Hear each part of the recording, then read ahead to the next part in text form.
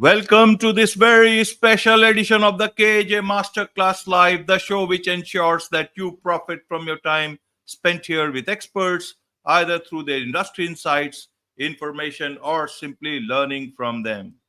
And today we have Mary Beth Schrudder. She is a spiritual life coach and she helps people heal addictions and transform their relationships using spiritual recovery and upliftment.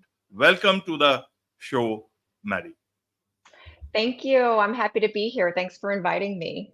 You are welcome. Welcome to the show. Welcome to India in this online form. And I'm sure not just in India, but a lot of people across the globe will benefit from what we are going to talk right now. We'll be talking about how one can overcome addictions and toxic relationship. But so before we get into this topic, let's understand a bit about your journey, Mary, so that people can know who they are listening to and learn from your journey itself.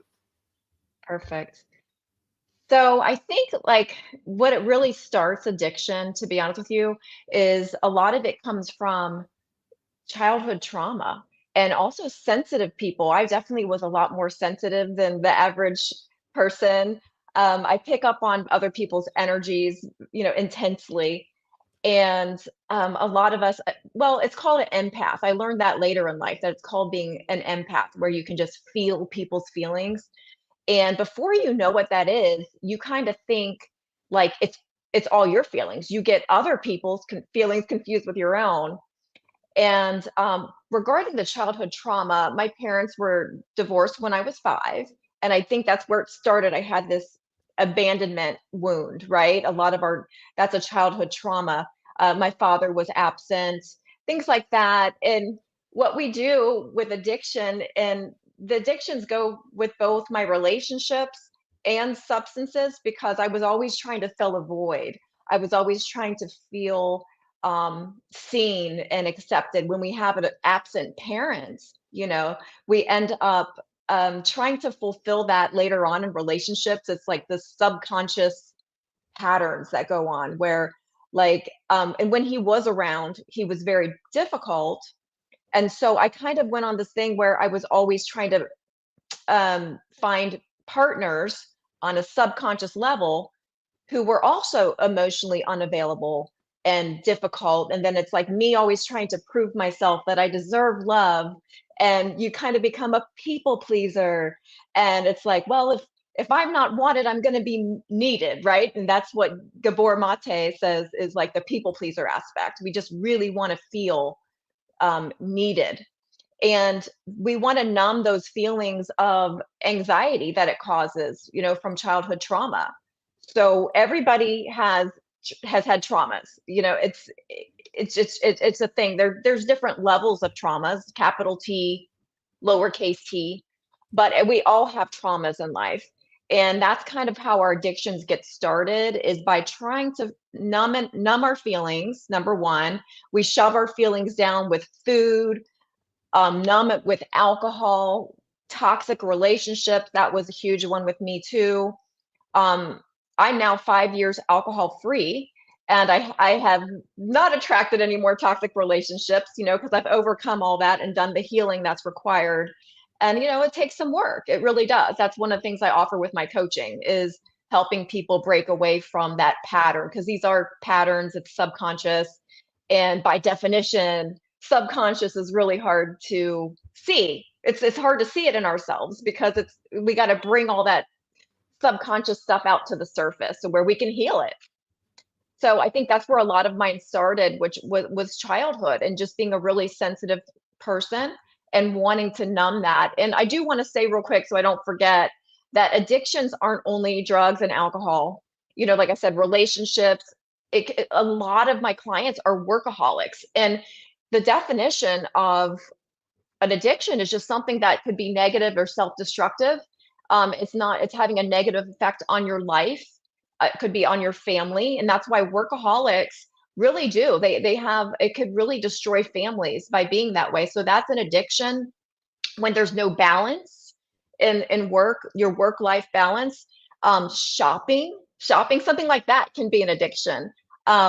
just filling that void, right? We're trying to fill that void, and it was something, and that's why I love doing spiritual recovery, is because when it's holistic, right? Our mind, body, spirit, and we actually can recover much sooner when we work on ourselves as that whole being, and then we get rid of that void. We're not trying to fill it anymore, right? So that's the purpose of the spiritual recovery.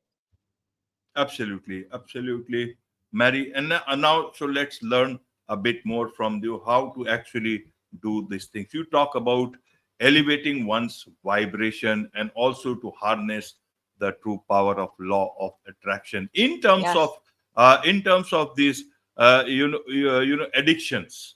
Which one works here? Is it the vibration or is it the law of attraction? How does that work? Help us a bit to understand this so that people can bring that sort of uh, a good transformation for themselves. Well, we are vibrational beings and everything's energy. And like that's why it's so important to learn how to um, we can actually intentionally raise our energy every day. And this is daily work, by the way. Some people think, oh, the law of attraction doesn't work, but they don't understand that this is daily work. And we have to go out of our way to deliberately create our reality. We do have control over our vibration to a certain extent. We don't have control over what happens to us. There's a myth where people think, oh, I can just high vibe my way out of anything bad happening. That's not true. Um, this is life. We're living in 3D reality. Life's going to throw us curveballs. Bad things are going to happen. It's just that's how life is. Our pets are going to die. Our parents are going to die. We're going to lose a job. Things like that happen. And we can't high vibe our way out of that contrast. But what we can do is we can vibrate high enough to where it changes the relationship with that contrast. So when when we keep our frequency high, we're going to have better reactions to those inevitable things that are going to go wrong in life. And so having those better reactions, we're not going to turn to alcohol addictions and other things like that, shopping when we can't afford shopping, and getting into toxic relationships, drinking alcohol, doing drugs. A lot of people just try to escape through those means. But when we keep our vibration high, and that's one of the things I like to teach people one-on-one, because everybody's so different. It's the one-on-one coaching does work better than group, because everybody's got their own point of attraction. And I want to go over what that is real quick for you. So our point Right. of attraction is different with different people, because what it's based on is all of our childhood, all like from birth up until now, that all of that vibration, all of our experiences, all of our programming, we all are living on a lot of programming and don't realize it. A lot of us are just living life on autopilot, right? And so that's part one of our point of attraction, is all of that programming from birth till now. And then plus we have a different momentum on different subjects. So we're going to have a momentum on relationships. We're going to have a momentum on finances, like money, right? We're going to have a certain momentum there. We're going to have a health momentum. Any subject in your life, it's going to have a different momentum based on your experiences. Like, so for instance, a lot of people could have a really great relationship with money, but maybe they've had some horrible toxic relationships in the past, so they don't have a good momentum in that area. So that's the part two. And then part three is, how do you feel right now? What is your current vibration? Are you vibing high? You vibing lower than you'd like? And all of that stuff affects the way we attract throughout our day.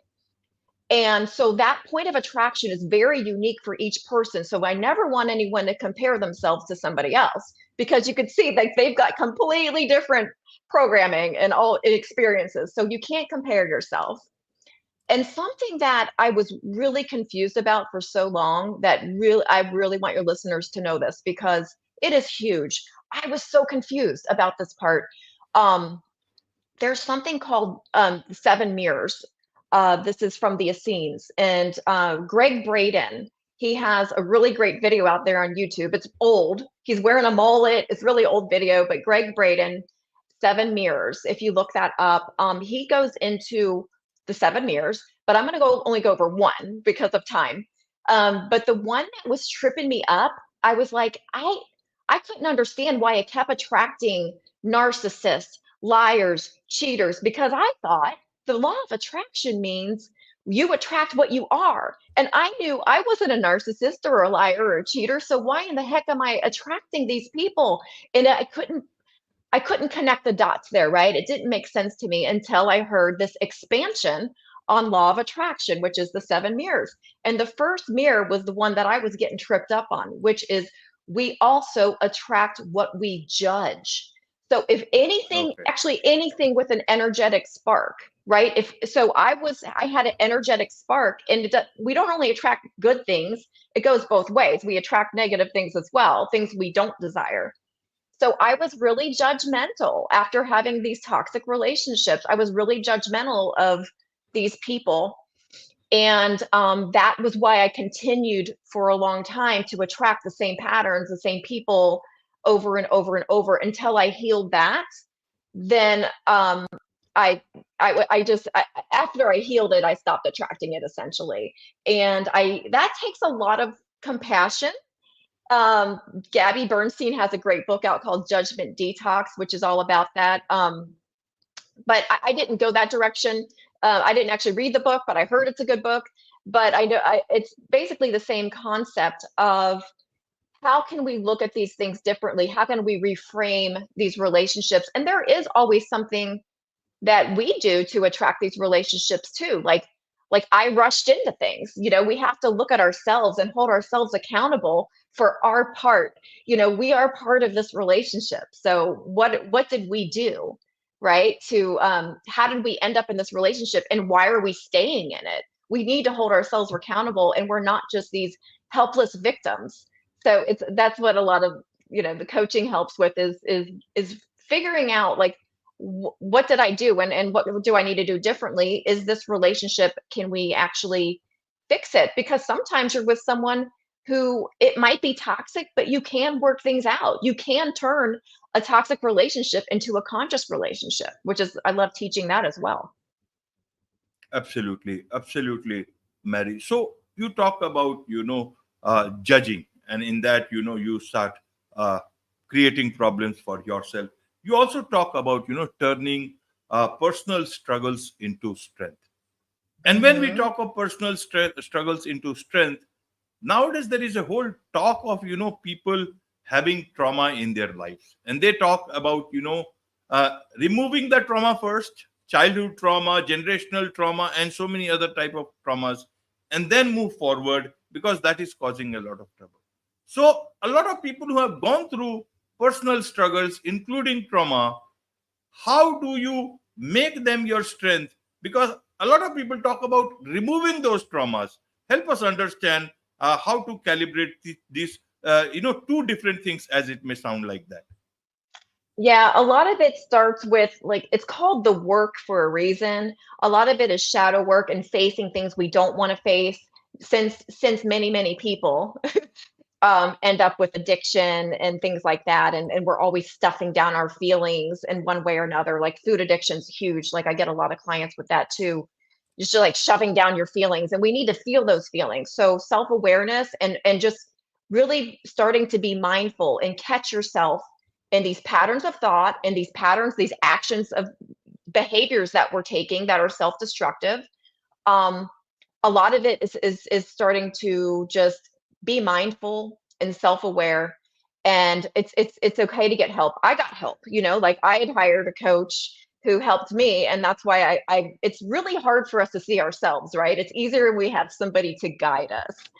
So that's why I became a life coach, just because I was like, wow, this is amazing. And now that I've figured out how to do this, I want to help others because I feel obligated. Like once you pull yourself out of the dark, it's like I kind of feel like it's a mandatory. Now we got to help others do the same, right? Because being in that horrible vicious cycle of alcohol addiction and food addiction, relationship addiction, and not addressing the underlying cause, and that was all those horrible patterns I had to trying to avoid my feelings. It's okay to feel feelings.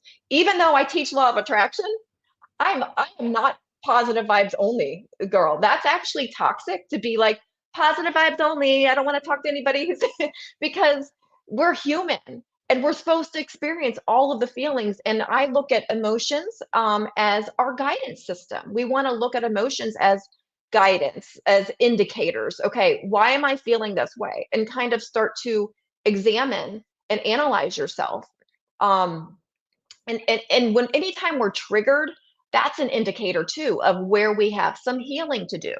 I get some triggers sometimes. So like it's not like I don't think we're ever completely healed, by the way. I think this is an ongoing thing till our deathbed. We're still going to always have things to work on, and that's okay. Never beat yourself up if you get triggered by something. Sometimes social media will trigger me. You know what I mean? Things like that. But I'm just really fast now these days because of doing all this work on myself is okay, why do I feel this way? I analyze it, I process my feelings. I do not beat myself up or feel shameful, and nobody should. When you have human feelings, that's okay because we are spiritual beings having a human experience. We're supposed to don't skip the human part, right? That's why we're here to learn and evolve and our growth for our soul.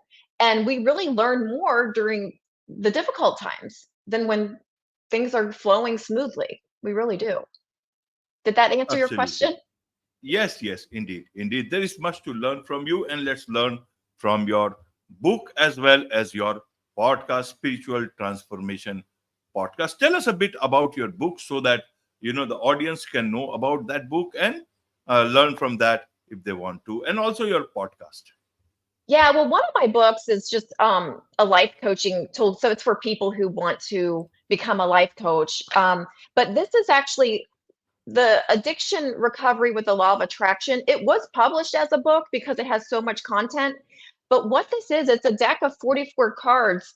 And actually, this idea was like downloaded to me. I was already alcohol free.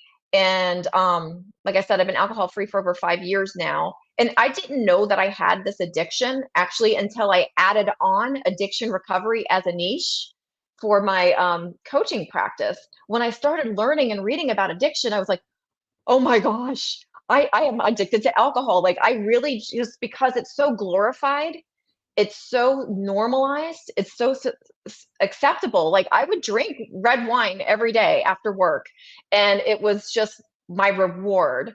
And I didn't realize how it was really bringing me down. And it was something that I needed to do. Like, why did I need to do that every day? It really wasn't a reward because it was messing with my sleep. It was it did a lot of things to lower my vibration. And when you don't sleep well, that's huge. And because that ruins your whole next day. And even a couple glasses of wine, I'm 50 years old right now, and a couple glasses of wine, so I quit when I was 45 though. It was affecting 2 days, 3 days sometimes. It starts to have a cumulative effect. There's a lot of toxins. It's actually a group 1 carcinogen, right up there with tobacco and asbestos. And it causes cancer, like 7 different types of cancer that we know of. And I didn't know all this stuff either. I was learning about it from this book called Alcohol Explained, Dr. William Porter, or maybe he's not a doctor, but his name's William Porter. And he was kind of went on his own thing where he couldn't figure out why he couldn't sleep. And then that lack of sleep just regulates your whole system, your endocrine system, and then that's your hormones, and everything's off and you vibrate lower. And that's kind of, once I learned that, I realized most of my issues were because of red wine. That's all I did. I wasn't like under a bridge drinking alcohol out of a brown paper bag or something like that. That wasn't who I was. I was always had friends to drink with, to go to happy hour with. They usually drank more than I did. But like I said, the definition of addiction is something that is causing you, it's sabotaging your life in some way. It's having a negative effect, but you still can't stop. And it was really difficult. When you try to stop, that's when you're going to know, is this an addiction? If you can't let go of something for a week, that's an addiction, right? And it's having a negative effect. I was also gaining weight. You could quit something just for vanity purposes, guys. You don't have to be, you don't have to hit a rock bottom. I was actually very functional running 2 businesses when I was drinking at my worst. So it wasn't like I had this rock bottom moment. I just, as a coach, and just being my natural and my personality is to always want to feel my best, look my best. And, I know I'm not alone in that, but definitely just that's why I came up with these cards, is because I know there's other people like me who AA didn't work for me. And I think if it works for you, that's awesome. Like whatever works, I'm huge on that. Whatever works for you, stick with it. If that's in your toolkit, use AA. But for me, spiritually, the reason I came up with these cards is because I never can go in a group, and since everything is energy, I'm staying in that old energy of my old habits and my old patterns and talking about it over and over each day. That's against the law of attraction. That's against my belief system, my personal belief system, is that we need to actually shift our energy to change our identity. I'm no longer that person who ordered red wine every day. I'm just no longer her. I've changed that identity completely. And I think that energy shift is needed. And it's kind of a spiritual thing. Like I really felt this shift in my energy. That I knew that I was done, that alcohol was it no longer served me. It wasn't worth that trade-off of having a headache or not sleeping well. And that's a personal decision that nobody quits anything until they're ready. But so my cards, you pick one each day instead of going to a meeting each day and saying, I am an alcoholic, because I don't call myself an alcoholic. I'm someone who used to have a bad relationship with alcohol, but I no longer do. So anytime we say I am, and you say something after that, we are in creator mode. So I don't want to be in a meeting where I keep recreating that old identity. I am an alcoholic. And they say it every meeting. So these cards instead are more spiritual. Each card teaches law of attraction principles, and like none of the myths. We clear up all the myths and the stuff that really doesn't work. And you pick a card for each day, and it gives you practical tools. You follow the advice on that card that day. So you're learning law of attraction. It gives you some positive focus. It redirects you. So it helps you get out of those old patterns. So you're not reaching for something else, like my favorite card on here is serve others. Because that's what helped me the most when we're serving others. And thank God I get to do this for my job. It's wonderful, right? So every day I get to serve others, and it helps you stay focused and away from any mind-numbing things or addictions. So serving others just really gets you out of your head. You start to, it raises your vibration. I lost one of my AirPods. Every single card raises your vibration. So that's like, once you raise your vibration, you just naturally, over time, it's not instant, you change the patterns in your life, and you no longer have these cravings and this void that you want to fill, because you're filling it with spiritual things instead of low vibrational substances and foods and relationships. Absolutely. There is much to learn from you, as I said, and I'm sure a lot of people would want to learn from you, about you, get your coaching. So what's the best way for them to do so? So my website is day1lifecoaching.com, DAYONE, lifecoaching.com. And I actually offer a free discovery call. It's my sessions are remote, so it doesn't matter where you live. As long as you speak English, I can work with you. And that free call is with me personally. And what that call is about is just, I tell you, you give me some of your background. I explain to you like the work that I do, and we discover together if we are a good match. If my coaching works for you.